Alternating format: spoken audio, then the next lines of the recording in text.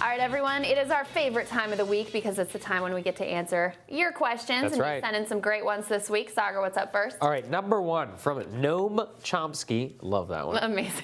What do you think is Tulsi Gabbard's endgame? Is it just highlighting issues, or is she possibly angling for a cabinet VP position in a Bernie presidency? What do you think, Krystal?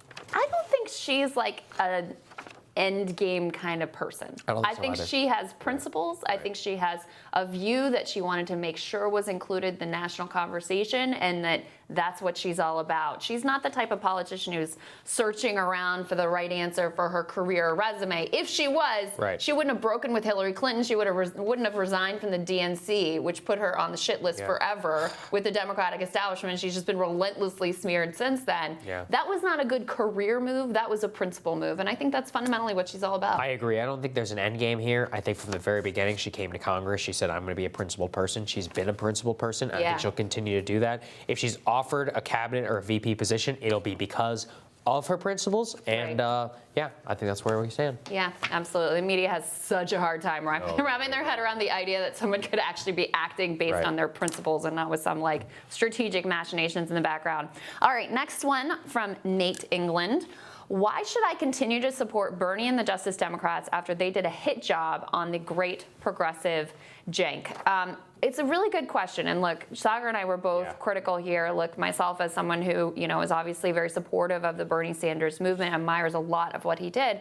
I hated seeing him throw Cenk under the bus. And look, I know Cenk asked for the endorsement to be retracted, et cetera, but we all know what went on here.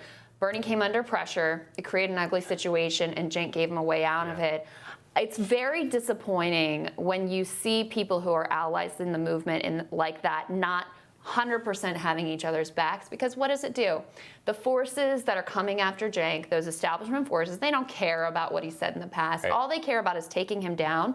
And when you give them any comfort, that means that they're just going to keep on doing it, keep on pressing, and that you may be next in their sights. They're going to come for all of us at some point. This is, from my perspective, this shows that much of progressive economic warriors, people like Bernie, are always going to bow down to these establishment left, especially on the issue of identity politics. I've covered this on the show many times. But disavowing Cenk on endorsing him, signing Cory Booker's whiny letter because you don't want to appear racist, that means that whenever you come actually into power, you're going to bow down to those forces in your cabinet, in your administration, in the type of executive orders that you do. That's what's ultimately going to bring you down. You're going to disavow the very people during your campaign who built you into something. I think that's a disgusting thing to do. It's very disappointing. But what I would say is every politician, every leader, every Saagar, everyone is going, nobody's perfect, right? Everyone's going to disappoint and fall short of the standard at some point. So what I would encourage you to do, what we try to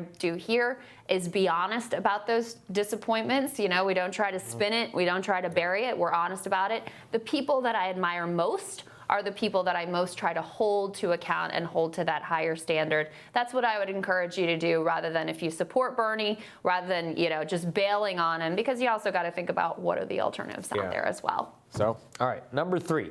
Why do people equate buying ads with buying the election? What do you think, Krystal? I think it's a shorthand, right? Obviously, it's funny, I was just looking at it, poll number, Morning Consult's polling of early primary states has Tom friggin' Steyer at 10% of the vote. Now, that's 100% due to the fact that he's a billionaire and he can buy all these ads. Now, will he be able to actually buy the election? No, he's not going to be the Democratic nominee, but he is buying a spot on the debate stage. He is buying a role. I mean, that 10% is coming out of some other candidates, so some election interference there for you. So look, it's a shorthand. It's not exactly precise, but those ad dollars still do have a really big impact. Here's what I'd say. You're not buying the election, but you're buying yourself a spot, and that's worth a lot of money. And when you're up on that stage, somebody else is not up on that stage.